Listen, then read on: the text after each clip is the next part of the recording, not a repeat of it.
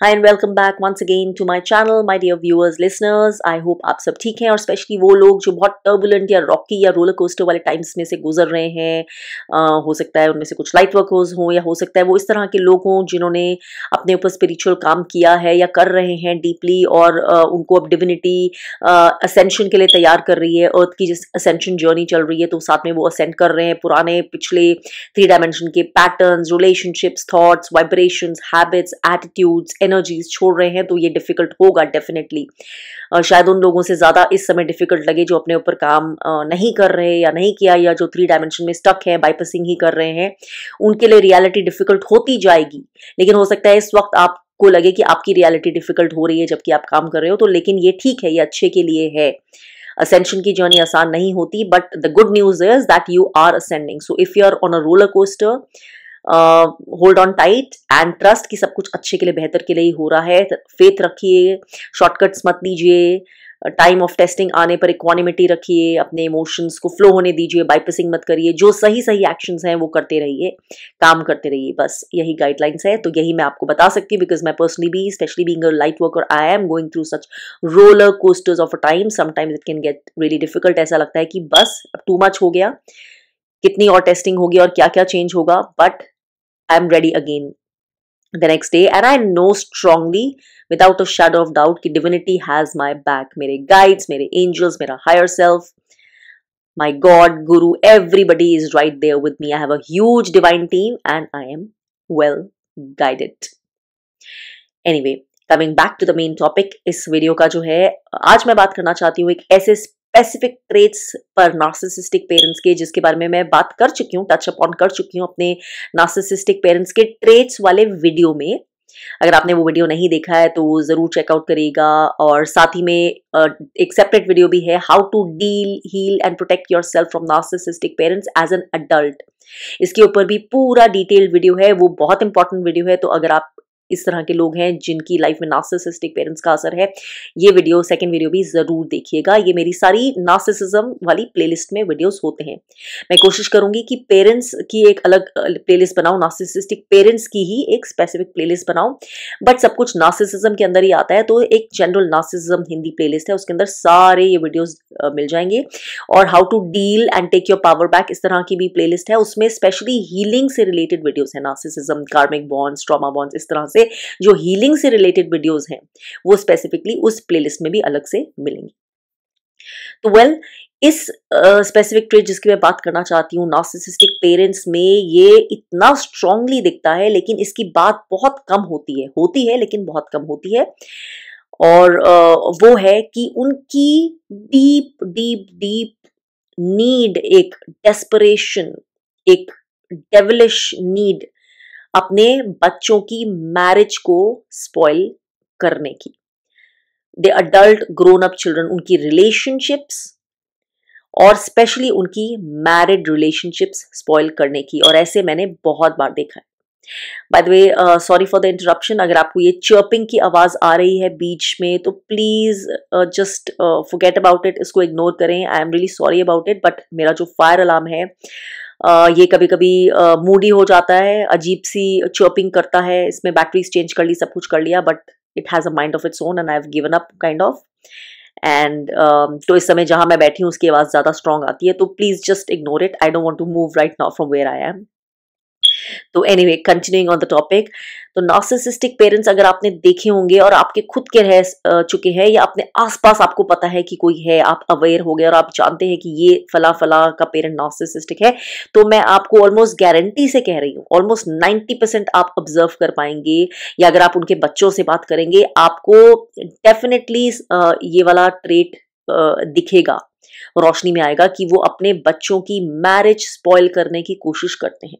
जहां भी आपको नार्सिसिस्टिक पेरेंट्स दिखेंगे, नार्सिसिस्टिक फादर या स्पेसिफिकली नार्सिसिस्टिक मॉम्स, क्योंकि मॉम्स का इन्फ्लुएंस अपने बच्चों की लाइफ में थोड़ा ज्यादा होता है, स्पेशली बेटियों की लाइफ में थोड़ा सा उनकी एनर्जी, उनकी प्रेजेंस ज्यादा होती है। तो आप देखेंगे कि कहीं ना कहीं कुछ खराब हुआ है उनकी मैरिड लाइफ में, कुछ खराब हुआ है टू द पॉइंट कि बहुत बार लोगों के सेपरेशन हो गए हैं या डिवोर्सेस हो गए हैं। And this is a fact, you can check it out.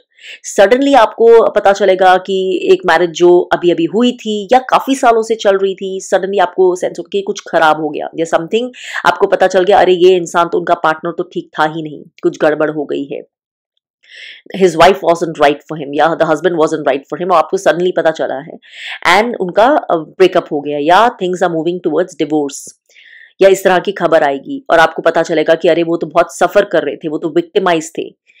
लेकिन अक्सर ऐसा नहीं होता है। मैं ये नहीं बोल रही हूँ परफेक्ट मैरिजेस होती हैं सारी, लेकिन नॉर्मल भी शादी होगी, कुछ ऐसी प्रॉब्लम नहीं होगी, लेकिन सडनली ऐसा लगेगा अरे ये तो प्रॉब्लम बहुत समय से छुपाई हुई थी एंड अब वो सब कुछ सामने ला रहे हैं। तो ऑफन ऐसा होता है कि नार्सिसिस्ट किसी पेरेंट की इंटरफेरेंस से वो बच्चे का माइंड चेंज हो जाता है या वो बच्चा इन्फ्लुएंस्ड हो जाता है नार्सिसिस्टिक पेरेंट की इन्फ्लुएंस से या किसी और नार्सिसिस्टिक फैमिली मेंबर की प्रेजेंस से, जो उनके करीबी हैं, उनके पास जिनको बहुत समय मिलता है बिताने के लिए। And so this happens very often. एक अच्छी भली चल रही रिलेशनशिप, एक अच्छी भली डिसेंटली चल रही मैरिड लाइफ या जो अच्छे से चल रही है married life, going on well, उस तरह की सडनली खराब हो जाती है। एंड जब उसकी तहकीकात की जाती है एक इंसान से जो परख रखता है, जो समझता है, जिसमें लॉजिक भी है, कॉमन सेंस भी है, जो इमोशनल फूल नहीं है, जो इंट्यूटिव भी है, तो डेफिनेटली ये पाया जाता है अगर कोर में जाके वो कहाँ से शुरुआत हुई, क्या हुई, किसने क्या कहा, बात शुरू कहाँ से हुई, क्या हुआ, इवेंट्स कहाँ से शुरू हुए, कब क्या हुआ था, उसमें जाएगा तो पता चलेगा कि ये इन्फ्लुएंस तो नार्सिसिस्टिक पेरेंट की है। उसको कैमोफ्लेज करने की, डिस्गाइज करने की, छुपाने की कोशिश की जाएगी डेफिनेटली, उस बच्चे को ब्रेन वॉश करके, गैस लाइट करके, इस तरह से सर्कमस्टांशियली चीजें क्रिएट करके, मिसअंडरस्टैंडिंग्स क्रिएट करके कि वो बच्चा पूरी तरह से कन्विंस हो जाए कि नहीं, something is wrong with their partner, something is wrong with their married life, या अगर वो अब इस मैरिज में आगे बढ़ते रहे तो कुछ जरूर गलत होगा, या there partner is not trustable, this is not right, उनको उनका पेरेंट ही बचा सकता है, उनकी मदर या उनका फादर सही बोल रहा है। तो इस तरह के बच्चे इन्फ्लुएंस में आके अपने ही मैरिज को सैबोटाज कर लेते हैं, सेल्फ डिस्ट्रक्ट कर लेते हैं। एंड ऑफन दिस हैपेंस जब वो पेरेंट से उन्होंने खुद को डिस्टेंस नहीं किया हुआ, उनके नार्सिसिस्टिक पेरेंट्स की उनको अवेयरनेस नहीं है कि ये पेरेंट नार्सिसिस्टिक है, या उस पेरेंट की बहुत ज्यादा अभी भी से है उनकी लाइफ में, उनके घर में आना जाना है, इंक्लूडिंग आके उनके साथ रह भी लेते हैं। एंड ये तब भी होता है जब वो जो स्पाउस है नार्सिसिस्टिक, जो पेरेंट है उसके बच्चे का जो स्पाउस है वो साथ में रह रहा है, जो पार्टनर है साथ में रह रहा है, या वो दूर गया हुआ, तब तो और भी पेरेंट के लिए आसानी है। अगर वो पास में नहीं है, may be that person is on a tour या ट्रैवलिंग, या नार्सिसिस्ट का बच्चा उसके पास थोड़े समय आकर रह रहा है वेकेशन पे, या कुछ भी इस तरह का अपॉर्चुनिटी है, तब तो वो पेरेंट और अच्छे से उसको मौका मिल जाता है वो चीजें करने का, वो माइंड गेम्स करने का, वो गैस लाइटिंग, वो ब्रेन वॉशिंग, वो स्मीयर कैंपेन करने का, अपने बच्चे के सामने उसके स्पाउस का स्मीयर कैंपेन करने का। So they pick up on little things. अगर वो छोटी छोटी चीजें से उन्हें आइडिया लग रहा है कि उनका बच्चा किसी चीज के ऊपर डिससैटिस्फाइड है, ऑफ कोर्स वो सब कुछ पता करने की कोशिश करते हैं, सारी तहकीकात करते हैं, उनको लगे कोई वीक पॉइंट है जो हर रिलेशनशिप में होता है, कुछ वल्नरेबिलिटी है, कुछ इनसिक्योरिटी है, तो वो उसको बड़ा बना देंगे, उसको पिकअप कर लेंगे। They will use that against the partner of the narcissistic child, or sorry of their child, the narcissist parent will use that। तो वो यूज कर करके उसको बड़ा बना देंगे, शक की सुई डाल देंगे अपने बच्चे के अंदर, अपने स्पाउस के बारे में, और चीजें बना लेंगे, इस तरह से चीजें प्रेजेंट करेंगे कि उस बच्चे को लगे कि मेरा पेरेंट सही बोल रहा है, मेरा पार्टनर तो सही नहीं है। फाइट्स ज्यादा करवा देंगे, लड़ाई झगड़े बढ़वा देंगे, आग लगा देंगे, सस्पिशन डाल देंगे, डाउट डाल देंगे। तो इस तरह की सारे वो पैंतरे लगाएंगे, कुछ और चीजें यूज करनी है, प्रॉप्स यूज करने हैं तो वो यूज करके और लोगों को भी इन्वॉल्व करवा सकते हैं, फ्लाइंग मंकीज को अपने इस एजेंडा में। तो कहने की बात ये है कि ये बहुत बड़ी एक चीज है और बहुत इग्नोर्ड है कि जहां नार्सिसिस्टिक पेरेंट है किसी अडल्ट चाइल्ड की लाइफ में, अभी भी पार्टिसिपेंट है, वहां पर आप देखिएगा, आपको बहुत ऑफन ये दिखेगा कि कुछ ना कुछ या तो मिसअंडरस्टैंडिंग करवाई गई है, वो बच्चा ही बता सकता है, या करवाने की जबरदस्त कोशिश की गई है, कामयाब नहीं हुई है बिकॉज बच्चा या स्पाउस या कोई ना कोई समझदार था या उनकी किस्मत अच्छी थी, ठीक है, या डिविनिटी वाज गाइडिंग देम, या फिर वो पूरी स्पॉइल कर दी है। It has cause damage to the marriage, बहुत बड़ा रिफ्ट क्रिएट कर दिया है और अब वो रिफ्ट को किसी तरह से भरने की कोशिश कर रहे हैं, कुछ तो करवाया है या फिर बर्बाद करवा दिया है। तो ये आप देखेंगे और इसके मैंने बहुत एग्जाम्पल्स देखे हैं। So this is undoubtable. At least अगर नहीं कुछ हुआ है, ठीक ठाक चल रहा है, तो ये तो समझ लीजिए कि कुछ कर नहीं पाया होगा, उनकी किस्मत अच्छी है या लोग समझदार होंगे। ऐसा नहीं हो सकता कि नार्सिसिस्टिक पेरेंट ने कोशिश नहीं की होगी। और इसका रीजन अगेन यही है कि the deep deep jealousy and insecurity of the narcissist, the utter darkness and emptiness, कि सबसे पहले तो मेरा बच्चा किसी और के साथ खुश कैसे हो सकता है, how can that child be happy, क्योंकि मैं खुश नहीं हूं, I am empty, I feel like nothing, I feel like no happiness, कुछ है ही नहीं मेरे अंदर, मैं किसी और पे डिपेंडेंट हूं। तो मेरा बच्चा मेरी ग्रिप से छोड़ के, मेरी पावर उसके ऊपर है, वो किसी और के साथ जाके जहां पे मेरी नीड नहीं है, जहां पे मैं पार्टिसिपेंट नहीं हूं, जहां मैं बॉस नहीं हूं, जहां मुझे कुछ गेन नहीं हो रहा, वो अपनी लाइफ सेपरेट कैसे क्रिएट कर सकता है, कैसे क्रिएट कर सकता है, where they are happy without me, they have another life, मेरी लाइफ से डिफरेंट उनकी एक अपनी खुद की जिंदगी है, खुद के एम्स हैं, खुद की possibility of happiness, Joy, completion है, कैसे हो सकता है। दूसरा, ये टेंडेंसी तब भी और बढ़ती है जब नार्सिसिस्ट का कोई बच्चा है, this could be male child और फीमेल चाइल्ड, जो जिससे नार्सिसिस्ट को बहुत सप्लाई मिलती है, एक्सेसिव सप्लाई तो सब बच्चों को वो बनाते ही हैं, हुक और बाय क्रुक जो भी है। तो यही एक मेन रीजन होता है कि उनकी शादी में बच्चे अपने इंडिपेंडेंट ना हो जाएं, तो उनको जब डिस्ट्रॉय कर देते हैं वो उनकी शादियां और सब कुछ, तो बच्चे के पास कोई तरीका और कुछ नहीं होता, वो पेरेंट पे वापस डिपेंडेंट एटलीस्ट इमोशनली तो हो ही जाता है, एंड पेरेंट को अपनी वो फीड वापस मिल जाती है, पूरी फीड जो बच्चे के ऊपर चलती है पूरी जिंदगी। लेकिन स्पेसिफिकली ये चीज नार्सिसिस्टिक पेरेंट की ये चीज तब और बढ़ती है जब वो बच्चा किसी तरह से और स्पेसिफिकली एक्सेसिव सप्लाई देता है, उसमें कुछ बहुत वेल टू डू है, बहुत अच्छा कमाता है, या मे बी फेमस है, या that person is doing a really good job, या वो बहुत पॉपुलर है, या वो बहुत गुड लुकिंग है, या वो इस तरह के प्रोफेशन में है जहां उसको बहुत कुछ मे बी जैसे मैंने बोला फेमस, तो बहुत कुछ पॉपुलर है, नोन है, वेल नोन है, तो इस तरह की चीजों में नार्सिसिस्ट को और भी बहुत कुछ मिल रहा है, सकिंग ऑफ द आइडेंटिटी, वो प्रेस्टीज, बोरोड प्रेस्टीज, वो मनी, वो सब कुछ जो ऐशो आराम हो सकता है अपने बच्चों के थ्रू, बहुत कुछ मिल रहा हो। और ये और भी स्पेशली कि अगर बच्चा ये सब भी कर रहा है और साथ में पेरेंट से अटैच्ड भी है, इमोशनली पेरेंट के ऊपर डिपेंडेंट भी है, और पेरेंट की बहुत ज्यादा जो नॉनसेंस है वो सह लेता है, तो फिर तो सोने पे सुहागा। तो ऐसे बच्चे को तो नार्सिसिस्ट बिल्कुल छोड़ना नहीं चाहेगा।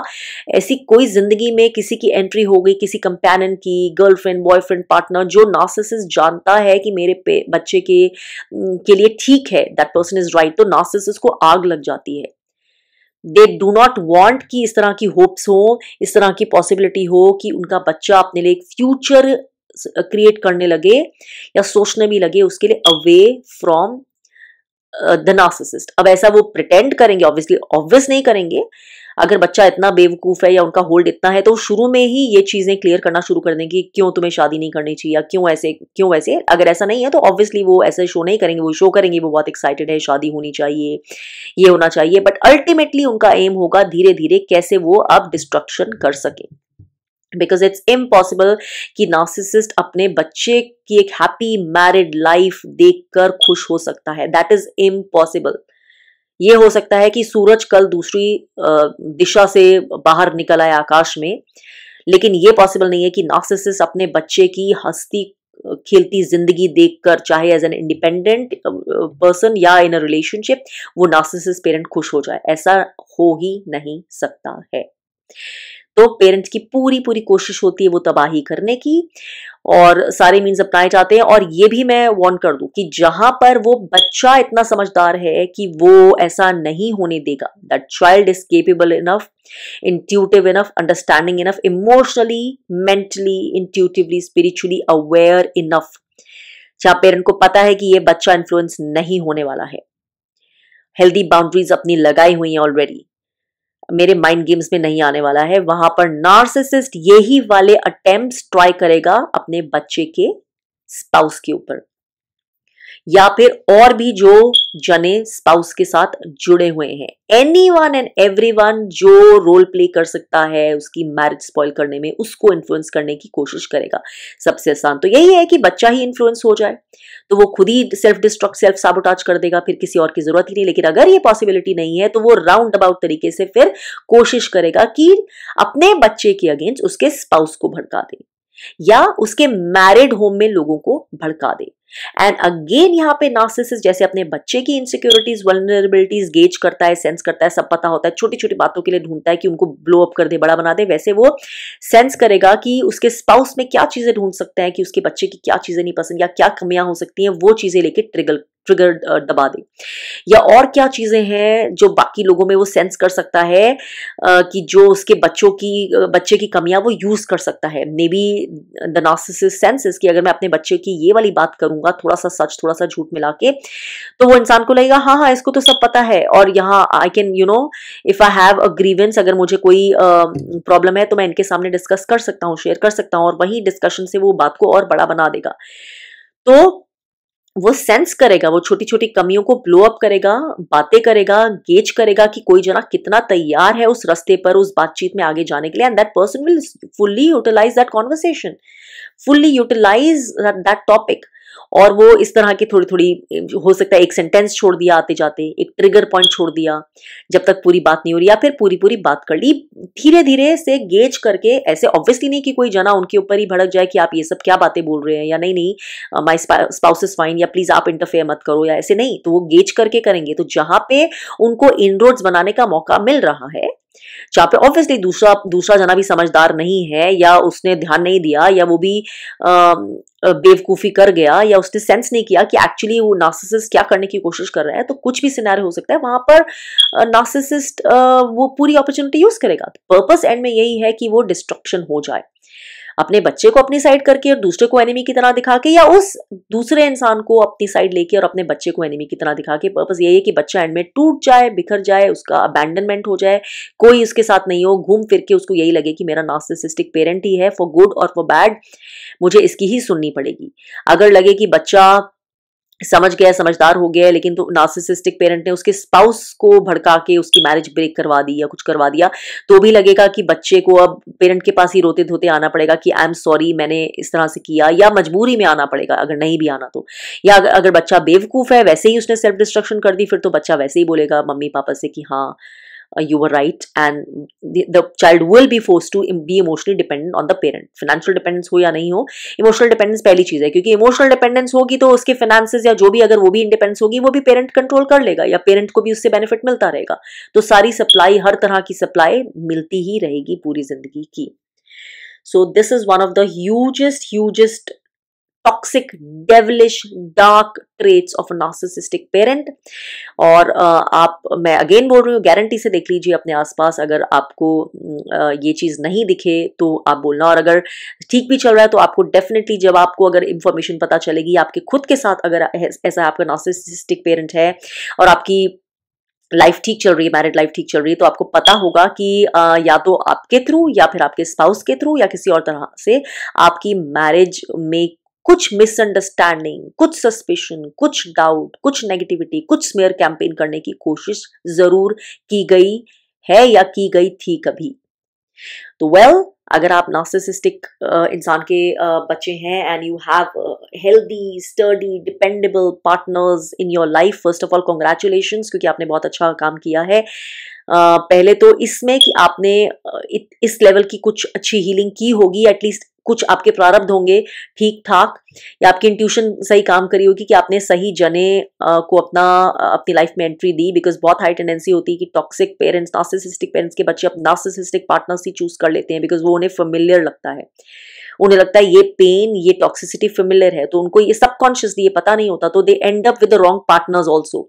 तो अगर आपने बिल्कुल एक अच्छा हेल्दी पार्टनर चूज किया, इमोशनली हेल्दी हील्ड पार्टनर, तो congratulations first of all. And the other congratulations कि आप की वो कोशिशें जो आपके नार्सिसिस्टिक पेरेंट ने की होगी, आप ने उनको पार कर लिया है, if you still continuing, so congratulations. And forewarned is forearm, तो अब तो आपको पता है, हो सकता है पहले भी पता हो, तो पर ध्यान रखिए ये बात आपको पता होनी चाहिए, आपके स्पाउस को भी पता होनी चाहिए कि this is how a narcissistic parent is capable of behaving completely. तो अपने आप को और अपने नार्सिसिस्टिक पेरेंट अपनी मैरिज को अपने नार्सिसिस्टिक पेरेंट के उस उसमें बलि मत चढ़ाइए, उसको सेफ गार्ड करिए, उसको ऑनर करिए, उसको प्रोटेक्ट करिए। एंड इसमें अगेन आपकी हेल्प करेगा वो वीडियो जो मैंने बनाया हुआ already, how to deal with narcissistic parent as an adult. और आपका ये पूरा राइट है अपनी लाइफ में कि आपकी एक हेल्दी लाइफ हो away from a narcissistic parent with healthy boundaries, healthy self-respect, healthy self-esteem, full, vibrant। challenges तो आएंगे लाइफ में, उतार चढ़ाव सबके आते रहते हैं, लेकिन उन उतार में और उन चढ़ाव में आपको एक नार्सिसिस्टिक पेरेंट की एडिशनल रिक्वायरमेंट बिल्कुल नहीं है। So go on guys and create healthy relationships and protect those and defend those healthy relationships with healthy people in your life. May God bless you all and channel पर बने रहिए for truth speaking, for plain speaking, जिसमें कोई बाइपसिंग नहीं है, कोई sugar coated चीज़ें नहीं है। ऐसे वाली इंफॉर्मेशन के लिए, ऐसी स्पिरिचुअल गाइडेंस के लिए मेरे चैनल से बने रहिए। सब्सक्राइब ज़रूर करिए अगर नहीं किया है तो, और चैनल को आगे शेयर करिए। We want many many many many more people to become aware of all the topics I talk about, and please take care of yourself and do keep practicing self love। और अगर आपके comments हैं obviously तो ज़रूर ज़रूर share करिए। Till next time, take care and be well.